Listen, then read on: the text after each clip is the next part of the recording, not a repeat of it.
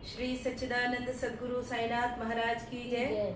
आज बड़े ही सौभाग्य का अवसर है कि मैं यह पाठ शिरडी से कर रही हूँ। एक समय बाबा ने अपने शरीर के अवयव पृथक पृथक कर मस्जिद के भिन्न भिन्न स्थानों में बिखेर दिए।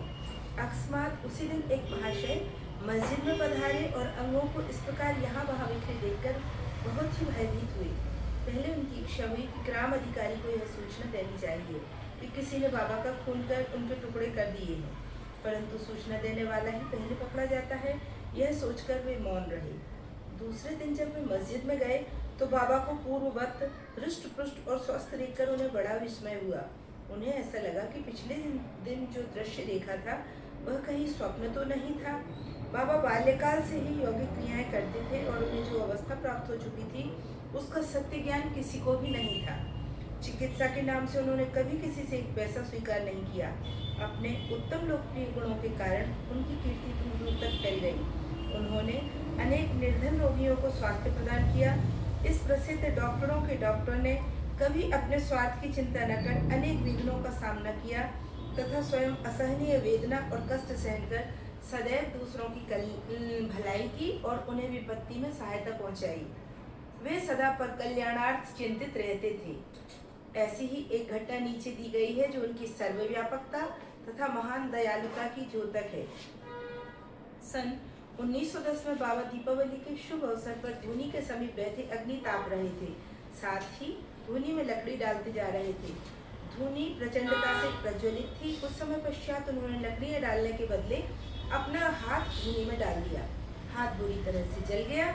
नौकर माधव और माधवराव देशपांडे ने बाबा को धूनी में हाथ डालते देखकर तुरंत दौड़कर उन्हें बलपूर्वक पीछे खींच लिया। माधवराव ने बाबा से कहा, देवा, आपने ऐसा क्यों किया? बाबा सावधान होकर कहने लगे, यहाँ से कुछ दूरी पर एक लोहारिन जब भट्टी धोक रही थी उसी समय उसके पति ने उसे बुलाया। कमर पर बैठे हुए शिशु का ध्यान छोड़ वह शीघ्रता से वहां दौड़कर गई। अभाग्यवश शिशु फिसलकर भट्टी में गिर पड़ा।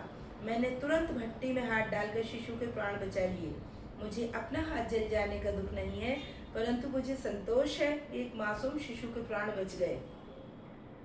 माधवराव देशपांडे के द्वारा बाबा का हाथ जल जाने का समाचार पाकर श्री नाना साहेब चांदोरकर बंबई के सुप्रसिद्ध डॉक्टर श्री परमानंद के साथ दवाइयाँ, लिंट, मरहम, पट्टियाँ आदि लेकर शीघ्रता से शिरडी आए।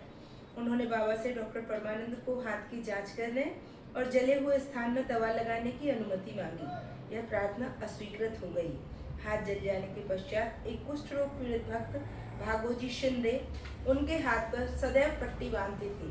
उनका कार्य था प्रतिदिन जले हुए स्थान पर घी मलना, उसके ऊपर एक पत्ता रखकर पट्टियों से पुनः पूर्ववत कसकर बांध देना, घाव शीघ्र भर जाए।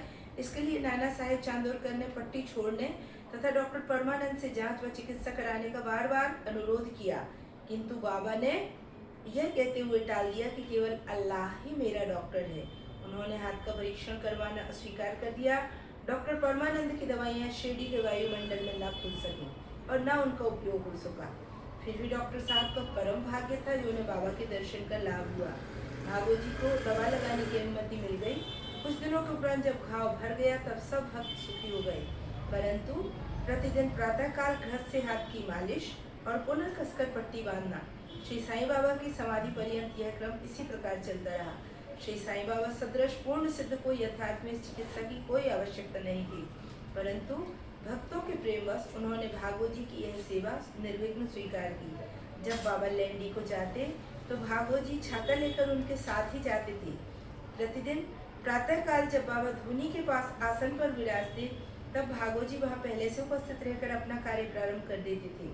भागोजी ने पिछले जन्म में अनेक पाप कर्म किए थे, इस कारण वे कुष्ठ रोग से पीड़ित थे। उनकी उंगलियां गल चुकी थी, शरीर पीप आदि से भरा हुआ था जिससे दुर्गंध भी आती थी। यद्यपि बाह्य दृष्टि से वे दुर्भागी प्रतीत होते थे, परंतु बाबा का प्रधान सेवक होने के नाते यथार्थ में वे ही अधिक भाग्यशाली तथा सुखी थे। उन्हें बाबा के सानिध्य का पूर्ण लाभ प्राप्त हुआ। श्री सद्गुरु साईनाथार्पणमस्तु। शुभम भवतु। श्री सच्चिदानंद सद्गुरु साईनाथ महाराज की जय।